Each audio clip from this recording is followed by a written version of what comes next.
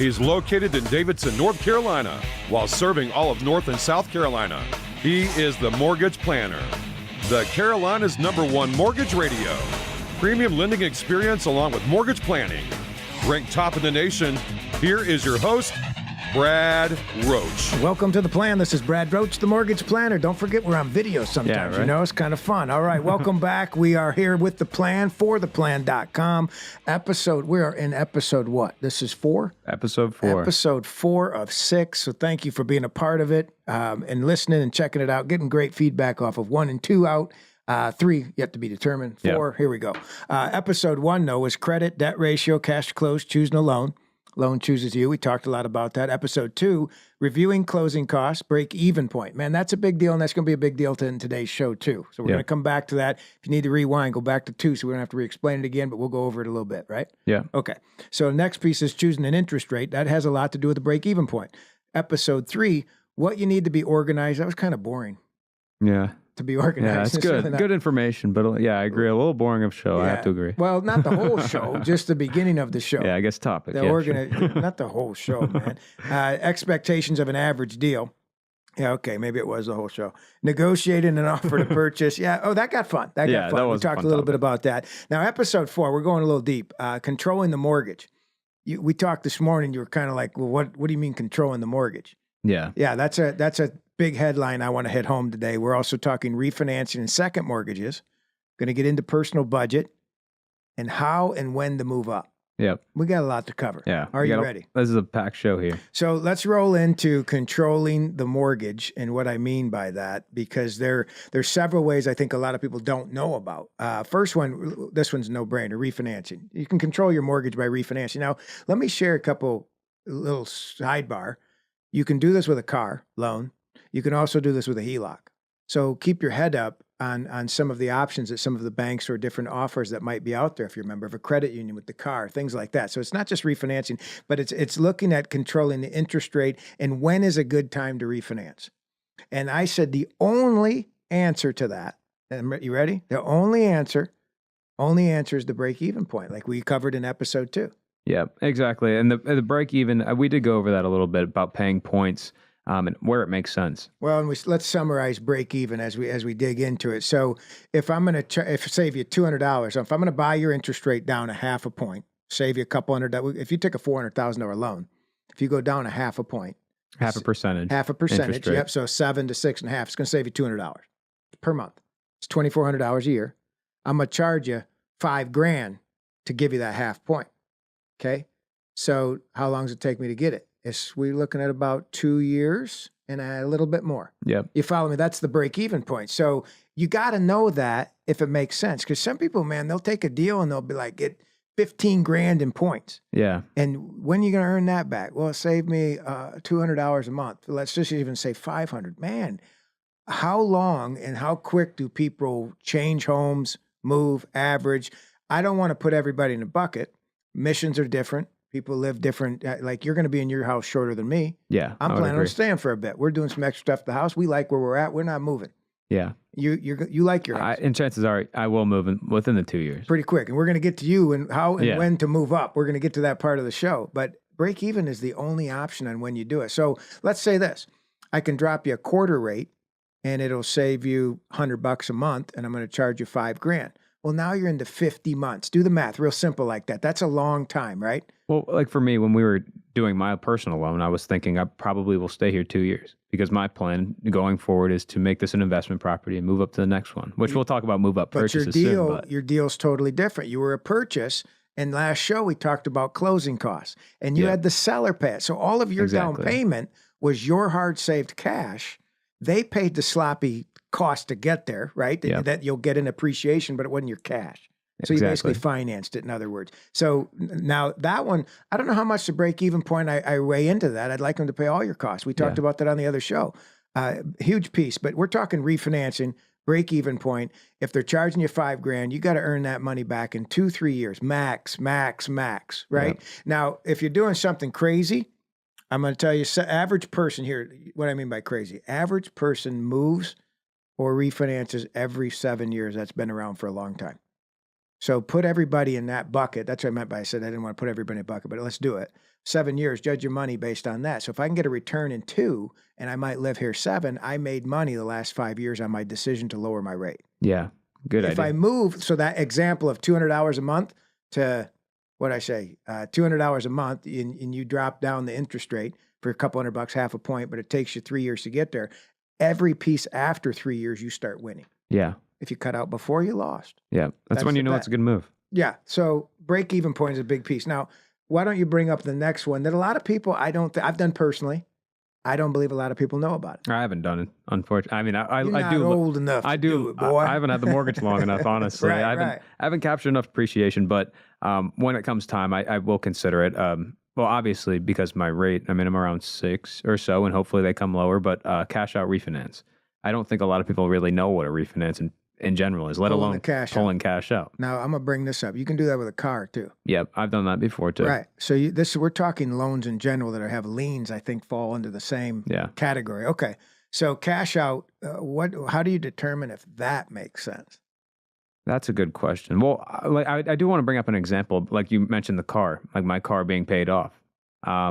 You can start a loan on your car, meaning put a loan against your car, and you can take out $10,000 cash and pay on it monthly. Sure. So same as you would do on a refinance. Yep. Same kind of deal. Now, when you're doing cash out, when does it make sense? That's a good question. You darn right it is. It's because it's what you're going to do with that money. Yeah. If you're going to Vegas, maybe not a great idea. Crypto, that's maybe not a great arguable, idea. Could be arguable because you're young. I'm old. That's why it's arguable.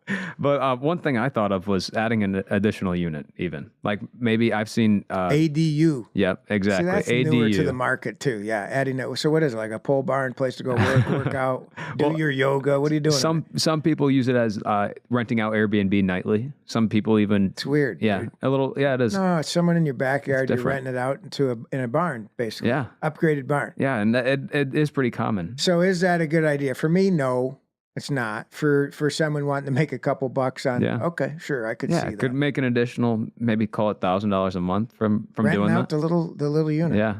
Running water. What do we got back? Yeah. Do all, they really? all the above. Yeah.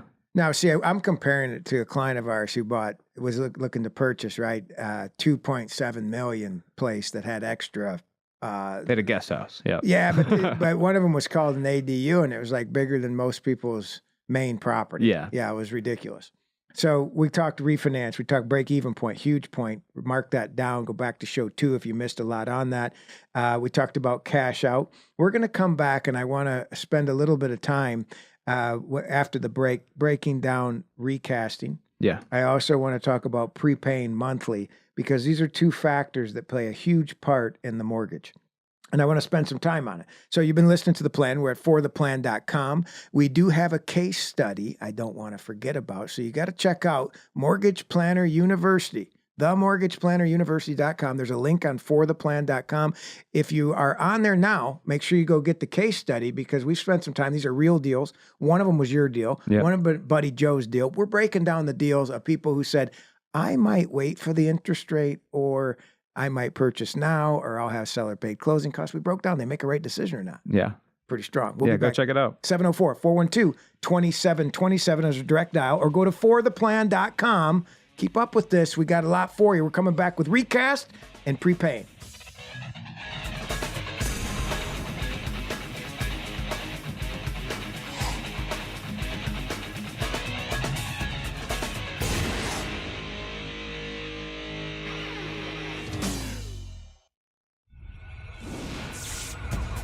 Welcome back to The Plan. This is Brad Roche, the Mortgage Planner, joined with Jacob Roche. I didn't even say your name at the beginning, and we did all that work. Welcome back to The Plan, fortheplan.com. Check it out. You got to check out Mortgage Planner University. We're spending some time on this. You'll have 6 episodes free of charge. Check it out. But you're going to free, and you're going to save a boatload listening to some of the stuff we've learned and talked about over the first few shows. So check it out. We appreciate you tuning in. We're digging into controlling the mortgage. Part 2, I would say, because we talked about refinancing, cash out. Cash out, you know, it's still the same thing. You got to take in the break-even cost. But you also, it depends what you do with the cash. Yeah. And even like one thing that I had left off is adding a room. And like that, I mean, that's forced appreciation to your property. So that's a good, okay. All right. So if and we're going to jump ahead because don't we have HELOC and second mortgages? Yeah. I'll come back to that. But like if I finished off my upper room above the garage, Yep. my appraisal would go up good. It'd actually go up better than me not doing it. Like I put in 50 grand, it goes up 100. It was pretty significant. Added square footage. I mean, yeah, that's forcing appreciation. So that's good money spent. Well, the house next door, I think we covered on a short previous episode, flip version of my house. So adding a little bit more square foot to my house makes it a little bit better than the guy next door. If you can do it, you got to check with everybody. Exactly. Remember the nasty HOA I'm kidding. HOAs we talked about. They're good. They control the neighborhood. We're into recasting. You want to define what that is? Recast. RECAST. Recast. So I've never done it personally. I know a lot of clients, and we do recommend it typically if somebody's looking to put a big portion of money onto the principal or as a down payment. So what it is adding a significant amount to the principal. It keeps same term, same rate. This is after you buy the house. So this is, call it 2 years down the road, call it 10 years down the road. Call it 6 months, 8 months down the road, right? Exactly. I don't know as though there's a limit on that, like how long you have to do this. So what you're saying, you called it down payment. Got to correct you on it. Not down payment. You're prepaying more on the principal. Feels like a down payment because you're talking significant dollars. Yeah, I'm sorry. So somebody coming in, like we had a client moving from Iowa. He was going to put 50% down. He didn't want to borrow against, I believe it was 401k, other retirement accounts. So we said, put 20% down, sell your Iowa home. Then once you close on this house in North Carolina, then at that point, apply it towards the principal. And he put a big chunk down. Yeah. And now the fee on this? I mean, you'd probably be better than me. $200 to $300. It's an application fee, so it's nothing. So here's what we're defining: refinance, recast. Right? Refinance is you're going to get $400,000 loan, $3-4 grand in closing costs. Right? Yeah. Plus escrow, skip a payment, normal transaction. On a recast, you're saying, hey, Mr. Banker, I'd like to apply $40,000 on my $300,000 loan. One-time principal payment drops down, right? And they give you the same terms, but at a modified payment based on your new balance. Yep, so I've done this. We have 3%, and my mama got a little better than that. It's the best deals I've gotten out there since I've been doing loans. My mom has the best rate that I got when we had the good market going. So, I tell her that all the time. She says, "Thank you, son. I knew you'd do it." But we had 3% and we didn't want to lose it. So we applied more towards the balance to get into a comfortable payment. We want long-term that we'd probably keep forever and then start saving cash. So, recast is a big deal. I think that it's on any Fannie Mae, Freddie Mac loan, traditionally already on there. You just have to ask for it. I think that, and this is done through your servicer. That's not through us. We don't have nothing to do with it. So you reach out to your servicer, whether that's XYZ servicer, and then pay a. We'll help. I'll help. Yeah, if you get lost, I'll help. Because XYZ servicers sometimes can be CRAP, Yeah, exactly. Yeah, exactly. So we'll help out if you get stuck on it. But it's an application, pay a fee, they get it done. There's no approval process, just to wire it in. Yep. Pretty cool. Yep. Prepayment monthly.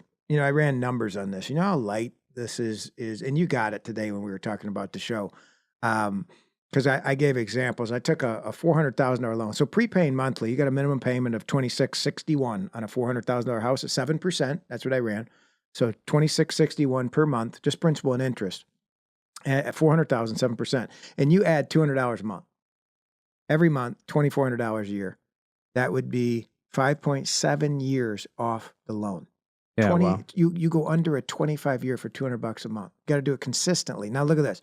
$300, same loan, $2,661 payment, $400,000 loan, 7%. You add 7.7 years. Yeah. Add 10.7 years by adding $500. Now I don't have 500. I understand because I've watched a lot of people's budget. I've worked my budget. You're on a budget, and we're going to roll into personal budget here soon. But what I have to talk about is you may spend it somewhere else if you're not watching it tight. Yeah. And I think that's tough. I agree. Tighten down the expenses. Start looking at expenses. Well, like in my situation, we were talking about it earlier. Rounding up to the nearest 100, meaning I think it's 30. Actually, I have it. You ran that. What was your payment? Yeah, so and your deal. I had rounding to the nearest 100, $32.33 extra saves me. So you rounded up to the nearest 100, right? Yep. They do that to you at Wendy's, man, right? Hey, do you want to donate? Right? Yeah, round up. I don't know what time of year that is, but I'm always rounding up. Yeah, exactly. Mine's rounding up $32.33. So that over the life of the loan will save me $18,987. It's huge. Saved you 1 year, and then we ran the interest on 1 year, just over a year. Yeah, and that even makes me feel better knowing that when I put on my personal budget, it's a flat number. It's no pennies and dollars. No, but you ain't got $32. Exactly. Yes, you do. You got Netflix, you got Hulu. Cut out DoorDash. That's what I'm saying. I can find it. You can find it in applying it. So what do you want more, right? What do you want more? Do you want a lesser balance so that you have a bigger gap when you go to sell your house? Yeah. Yeah, for sure. Yeah, because it's already climbing for you. And if you just round up, even at the worst case, I wouldn't do nothing. Like, man, $18,000 is a new car. Yeah. It's a heck of a vacation, man. Where could you go for $18,000? Can you imagine? Yeah, right. You could have your own bungalow out in the water, in the ocean for a couple weeks a month. Exactly. Right. Or that's a down payment. $20 a month. I'm not trying to tell you to go on vacation. We're digging into budget. So prepaying on the mortgage, we have a tool on our website. Go to fortheplan.com. Check out the other pages. Under planning, you'll see a link there that will allow you to put in what you want to put in. Now, if you're a client of ours, you get Home Dashboard. Yeah. That's important. If you're not a client and you got the university, you too get Home Dashboard. We'll give it to you. Free, no charge.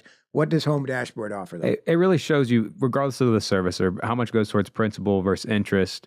It even keeps track of your payments throughout the whole year. Every month, no matter who you're paying. But the biggest part I left out, actually, is it tracks the value of your house. So it takes all comparables around your neighborhood showing estimated value of your home. Oh, so you got Zillow plugged in. No. Don't think that way. We got AI that's crazy, that's running on this system, however they do it, and it's scrubbing the internet down to stainless steel appliances is what I've been told. Yeah. So that can be a huge piece to knowing where your value is, what equity position you're in, what moves you want to make. So this goes back to controlling the mortgage, managing the mortgage. I would call this, so we talk controlling. Now I'm talking managing the mortgage. You got to watch the value. Watch what's happening around you. Why? Not because you have to do something, but if you have an advantage to building wealth, why wouldn't you take advantage of it, right? In a smart way. And I think that now let's talk about a smart way because we're going to go into second mortgages. There's two types, right? And people get confused with this. So if you called, number one, we don't do seconds. Yeah. We don't. We source them out. We do primary first mortgages, normal loans, zero down. I don't not call them normal loans. We do a lot of different loans, but we don't do seconds. So why? Because the community banks offer great deals on these. I would encourage you to check deals. Some of them offer 2.99 for the first 12 months. Some of them offer for the first year, you'll get 6%. And what's the going rate? If I Googled it, it's probably around 7.5%, 8%. They'll often put you prime plus 1, prime minus a half, prime minus a quarter, depending on credit scores, depending on loan to value. All of that changes, meaning what you owe to the house versus what the value is. So when you're looking at a second mortgage, two types: community bank, credit union. Major differences. What is the differences? The community bank is going to be an interest-only, typical line of credit where you can draw against it monthly. So if I said, hey, here's a $100,000 line of credit, if you borrow $10,000 of it, that's all you're paying on. The closing costs, I'm off the hip, under $1,000 easy. They usually give it to you for free. Very low. Yeah, they are. They're not like a first mortgage. So it's kind of free money. I would say it's very cheap. I would, like, if you didn't need one and you had a lot of equity in your house, I'd say open a line of credit. Yeah. Why? Because it gives you leverage. I don't know. Deals come up. So I was going to ask you, and this isn't on the script here or on our notes here, but let's say you are, and you do want a second mortgage on it. We'll get calls in saying, I want a second mortgage, and I refer them out like you were just saying. At what point would you look to refinance? You're at a 3% interest rate. Blended rate. Yeah. Blended rate. Yeah. So you blend the two rates based on the balances. Run the math. Yeah. I'm always a math guy. If you're doing a plan, put the numbers to it. So if you're at 3% on one and 7% on another, blend them, but it's also based on the balance. So I can't give you, and it's not the average between the two. It's if I owe $400,000 on the first and 200 on the second, that's a heck of, that isn't an even blend. You with me? Yeah. See how I lean? Yeah. Okay. Exactly. You're following that. So let me go back though. That answered your question. Yes. Okay. Yeah. Now let's hit second mortgages, credit union bank, community bank, big differences. Interest only, $10,000 costs you about $35 off the hip. Very cheap money. That's only interest, means you're not paying it down at all. You're going to owe $10,000 if you keep doing that month after month. Credit union typically has a minimum payment of 1%. So if you borrowed $10,000 against your $100,000 line of credit, you would have a payment of $100 a month. Now, does that 1% payment, because the other option, interest only. Yes, this the 1%. balance is going to stay the same unless you add a little extra that cheap money per month. And then what if you're paying on the 1%? Does that have principal on it? Yeah. So a lot of it goes to, here's what's stupid. They require, they require a 1% minimum payment. Follow me on this. So if I advanced out, let's do math. Like I got a $100,000 line of credit with the credit union. I take $20,000 out to do something with. My minimum payment is going to be 1% or $200 a month. Out of that, $130 is principal. Okay. Well, I'm off the hip. I could be totally wrong. I could be totally wrong. It could be a little bit different than that. But just assume the principal, you're putting it on the principal. Well, now you don't owe $20,000. You owe $19,750. Yeah. You with me? The next day you can go take that money you paid down back again. Oh, wow. So while they require a minimum payment, it's really, do you have to budget for it? Not really. Your bank account can float a day. I guess that's a bad way to say it, but you can manage it yourself. Yeah. So why do you get that loan? Typically higher loan to value. You didn't ask that. I'll go ahead and ask it for you. Why do you typically, why would you go to one or the other? One is going to be credit. The community bank's going to acquire better, and loan to value. How high are we going against the house? Those two play a big part. How high, I think a good question is, how high do you typically see a second go? Oh, they're going crazy, man. 125%, 100. We got to take a break. That's too deep. So 704-412-2727. You're listening to The Plan. Go to fortheplan.com. We'll be right back.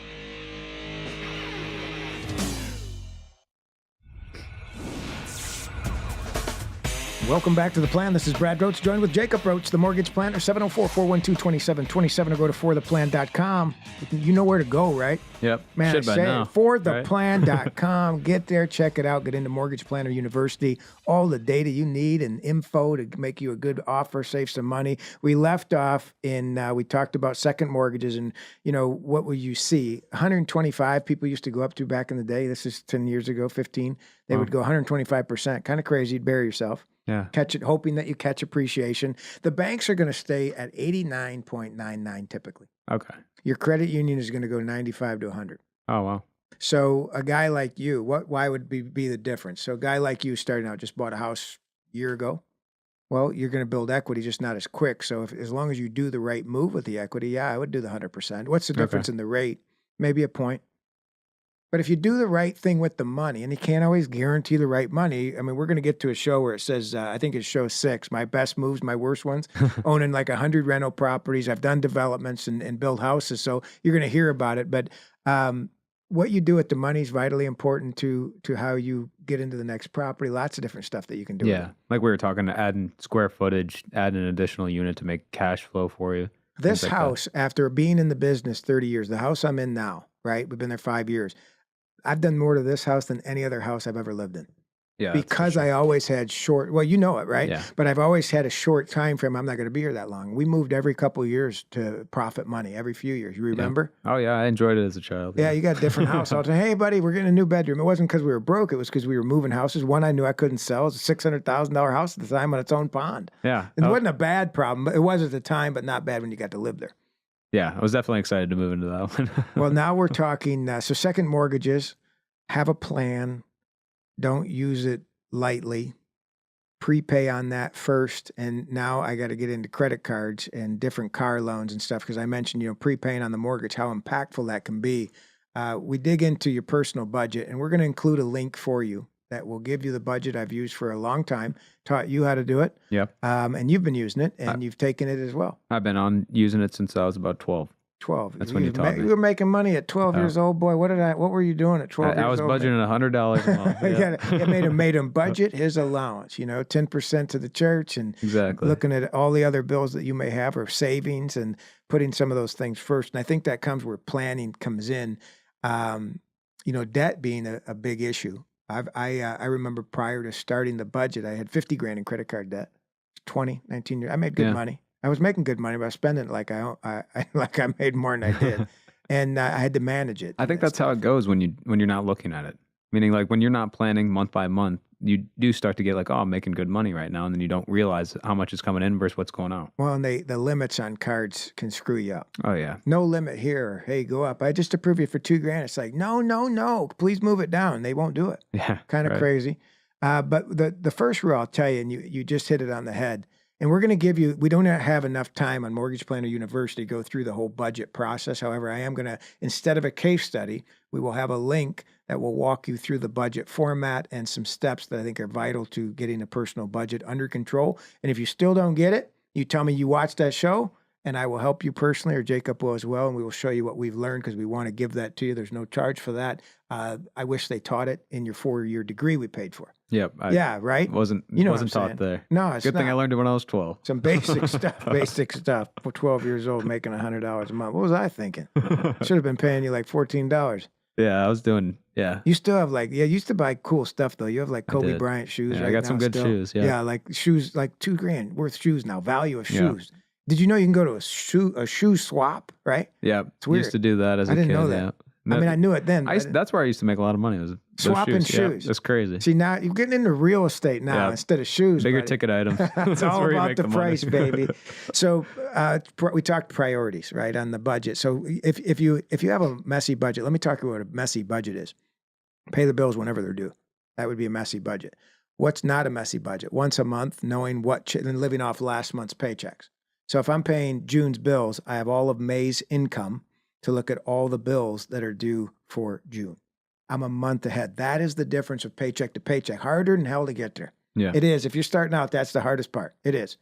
But once you get there and you only get it, see, it's like running a business, a P&L. Profit and loss. If I can see all my deposits from last month and here's what's got to go out in June, I can say, I don't have enough money. Yeah, stop taking your butt out then and stay home. No more DoorDash, cut your Netflix, do what you got to do. Get a second job. You start making those decisions. Yeah. But right, if you know that, I got a profit now. I brought in more money in May. I'm paying June's bill. There's a $1,500 left over. What do you do with the $1,500? If it hasn't gone to credit card debt, and I would pay the smallest balances first to get rid of minimum payments, because number one is pay the bills once a month. You'll learn that in the lesson on the personal budget session. Link will be included on the website. Number two is priorities, meaning looking at priorities. Yeah. What's more important? I came up with an example that I was thinking of. I know it's kind of cliche that the Starbucks, $5 every day. That's you go every day. 30 days. My sister does. Yeah, $150 a month. She does budget that. She told me that. See, that's crazy. Yeah, $150 a month is what you budget. And it's just like, what is... I smoke cigars. What's the difference? Yeah, that's true. Right. More expensive than Starbucks. Yeah, right. There's a difference. Okay. Yeah, everybody's got their thing, though. Yeah, but what are is you your willing to give up? Yeah, well, some people don't want to give up their Starbucks, but go ahead with your point. Yeah, so, where are you putting that money? I said $5 for 30 days each. So every month, every day of the month is $150. Where can you put that money elsewhere? Is that a new car payment? Well, look at yours. If you kept your house and prepaid, rounded up to the nearest 100, like we covered in the prior segment, right? Man, you saved $18,000 interest over the term of the loan, or cut your year and a half off it. And that was with $32. Yeah, so maybe you got to skip Mondays on the Starbucks, or just Tuesdays, and you could make up that difference. So priorities plays a big part. It does. And if you can prioritize it once a month and make decisions where that money goes by being ahead, that's where you win. Yeah. Hard, though. I think it's hard. Managing money is not easy. The more you get, I think sometimes the more you spend. So you have to be a good steward of how it comes in and how it goes out, right? And I think that's really hard to do when a bill comes due. Oh, that's paid. Oh, that's paid. Oh, that's paid. And then you see what's left over. Sit down and look at last month's income against this month's bills. And if you could start, I would even tell someone to tap into savings to start paying bills once a month, prepay your bills once a month ahead so you can live off last month's income to pay the next bills. Yeah, I would definitely advise that. And that's how I started personally. You have to, yeah. And I did need your help doing that because I was a little bit off when I had started about how do I get this started? Yeah, and you got to be 1 month ahead. So if you have savings, you have an equity line, would I do some of that? Yes. I would. I think it changes the world of how you earn your money and save it. And you hear all the rules of $100 saved when you were $20. It'll be $2 million when you're 45. Right? Come on. It's the same on the mortgage, same on debt. Manage it well. Have a process for it. We work so hard at work instead of what you're doing the work for is to get the income and do right with the income by managing it properly. Yeah. Right? And that budget. I go 1 month ahead, so I can see how much is coming in versus what will be going out. If I spend X this month, I will be able to save Y, essentially. Yeah. It shows you what you'll be able to save by what you're going to buy. A cleaner perspective. It just is. It's too hard to do it if you've got money flying out of the account all the time. Exactly. It's easier. How come they at a restaurant? Let me ask you a question. At the restaurant, I've owned a few coffee places and breakfast places, right? At the breakfast places, we don't balance the drawer. Do you know what that is? No, I don't. Balancing the drawer, like cash register. Yeah. Okay. All right. You balance it. You look at all the money that came in that day off of what you punched it in the keyboard, what all you sold, and then how much money's in the drawer. Yeah. Well, that should match. You're balancing the drawer. Yeah. Right. Well, how often do you think we did it? Every day, probably. Daily, right? Yeah. At the end of the day, we didn't do it every hour. Yeah. We're in a restaurant. That's like doing it. If you're doing your budget like that, here's my point. If you're doing your budget every week, every couple of days, paying a bill, you're like balancing the drawer mid lunch hour. Yeah. That makes it really hard to make accurate or better decisions. Yeah. That's it. I completely agree. That one rule can change how things happen on a budget. Well, I even think like last month I had a big car bill come due. And it's like I knew what to do. Tell them why. You shifted it wrong while you were driving. No, right? I thought that was why. They told me it's just basic wear and tear. I was driving. Right. They said, "You're making me feel better, dude. You're getting my business." You said something about I hit reverse on accident or something. I put in neutral when I was driving, and they told me that wouldn't be the case. They said it was basic wear and tear. But man, that add up, and that was a bill out of nowhere. And I think that happens often to me. It feels like to you. New tires this month. It's like, but that's the most important part for having the budget, because then when things hit like that, you're not going in debt. You can be you can be ahead, and you might go in debt some, but you can be ahead of it. You're listening to The Plan. 704-412-2727. We work that personal budget. We'll be right back.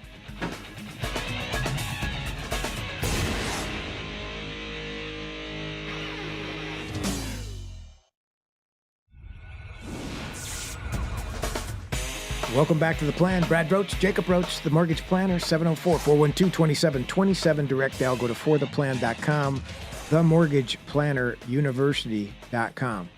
Yes, Mouthful. We're calling it MPU. Yeah. Mortgage Planner University. 6 hours, free education, a little bit of down some rabbit trails, but a good time, all in general. Thanks for being here. Yeah. We're having fun. All right. Exactly. Now we're digging in. We talked about controlling the mortgage, spent a few minutes on that. We talked about the personal budget. Again, we'll have a link for you to get deeper, dive into that, and really make a difference. That's where it starts. Don't start buying rental property if you don't have that under control, or buying a house if you don't have that under control. So now we're talking about, when do I move? When's a good time to move up? And you are the perfect candidate for that, right? Because you bought a house June 20, 1 year ago today. Actually. 1 year ago today? Are you serious? Not today. Sorry, this month. I was going to say, man, they had balloons in here. We were going to get balloons out. Okay.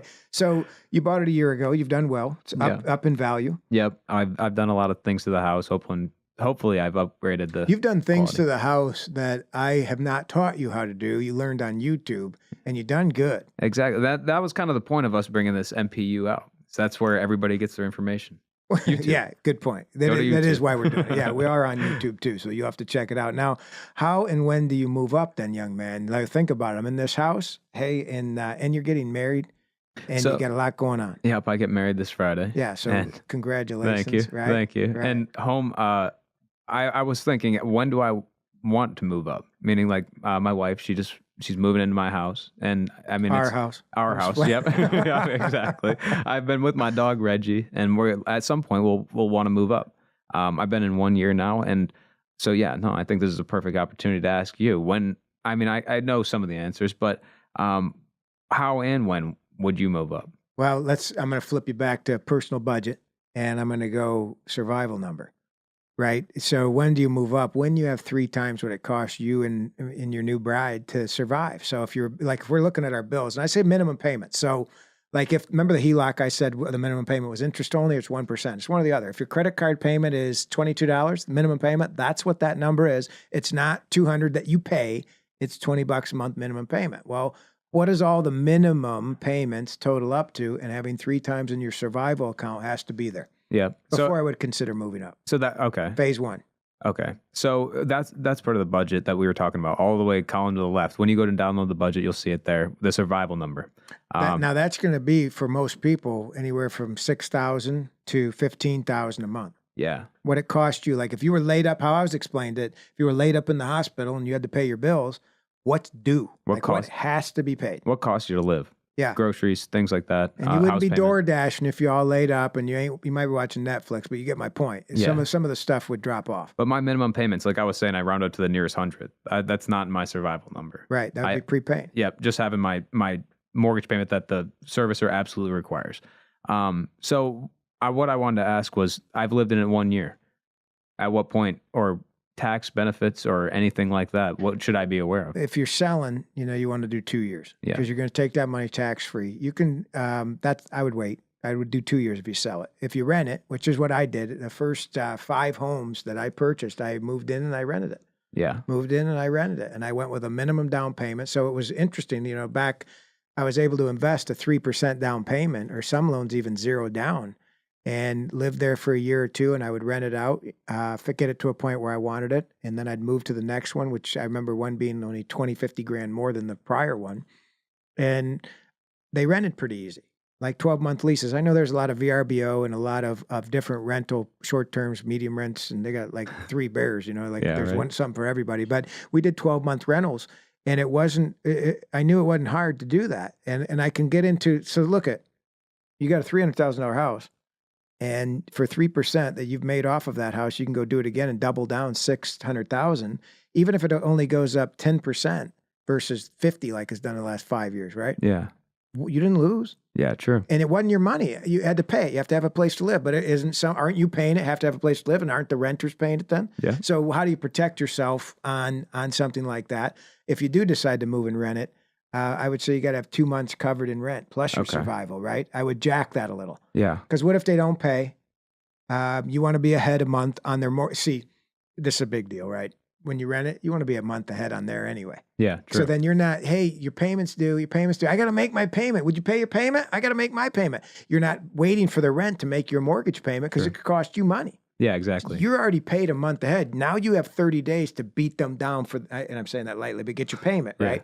That would be the difference. Without hurting your credit too. Yeah, 30 days late, you don't want it. Exactly.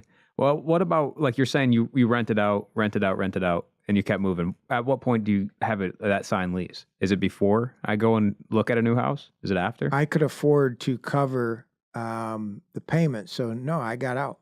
So, okay. So you were out in the new house. And then rented it. Yeah, it looked good. It was clean. It was tight. You've done some stuff to your house already this year. So we dialed it in, threw some fresh paint on where it might have been marked up by Reggie. You know what I'm saying?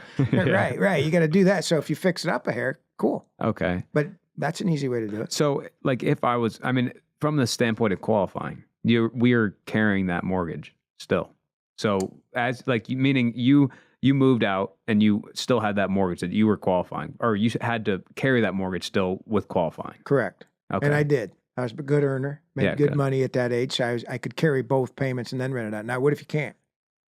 You can get a 12-month lease and have it covered. Yep. And if you show us, so what's the pain in the butt with that? Well, you got to market the house while you're living in it. Yeah, that there it is. Yep. That's what I was asking That's not for. as great, but so then you get a signed lease and a deposit. Now I can offset that payment. You can go buy your new one, and it looks like you're fresh as can be on the new house. Yeah. It's cool. Yeah, exactly. Okay. So do it again and again and again. You can do that again and again. So if I was to, you said stay in at least 2 years. What if I want to leave right now? Rent it. Yeah, I wouldn't sell it. You're going to take a tax hit. Yeah. Unless you're making tons of money and really need a tax hit. No, I would wait. Wait. The part of people get into the real estate, and one of the easiest ways to make money is real estate. It's because you're putting, your 10, 15, 20 grand into the beginning of the process, but yet you've made 30 grand because it's appreciated. Yeah. Well, 2 years now you've made 40 grand because it's appreciated. You didn't even have that money. You've been paying rent down in Charlotte. Now you're back and you've made $30,000 from sticking around for 2 years. Why on earth would you want them to take 20 or 30% of that in taxes if you can roll it to the next house? Yeah. Yeah, that's a lot of money, especially as you're building, right? Sure. As you're building. So we kept them all. And then they have other ways of doing it if you turned it into a rental, like a 1031 exchange or self-directed IRAs that you can put money in and avoid taxes as rental properties. Yeah. So you do kind of have an option at that as well. So in terms of appreciation, I'm downtown Mooresville. Let's say I do want to move out. Would you consider holding on to that? Yeah. Yeah, you got a good area. Yeah. Growing area, right? See, now you can test the waters. Right now I'd be looking at, number one, in your position, being a first-time homeowner, before you consider moving out, I would have a home equity line of credit on that house as your primary residence before you go, For what? in case you need it. Oh, okay. And it's harder to get if you move out. Well, Because it's now a rental property, you can't get it. Agreed. Okay. 75% maximum loan to value, right? Versus 90, 100 to banks to credit True. union, right? Okay. So, I mean, and I was going to say down payment right there. Could be, sure. Okay. Sure. So there's sure. there's a good return on your investment. You're using a little bit of equity that you have, moving around. You bet. Okay. That's a nice way to be able to move. But if you moved out and you, let's say, like if I took my house and made it a rental and you got 200 grand in equity, right? You can't, it's hard to get to because it's now a rental property. Yeah. 70% of the appraised value is typically what they're going to lend you on a rental when you can go 90, 100 on your primary. So why I said it was you're starting out, you're a first timer, you're a second timer, you're looking to get some payment out of this, right? Make some money doing real estate. Well, it starts with you owning the house, you prepaying a little bit, so your gap goes bigger in what you sell and have in it, right? And you have a HELOC on it so that you can use those funds to leverage it while it's still going up.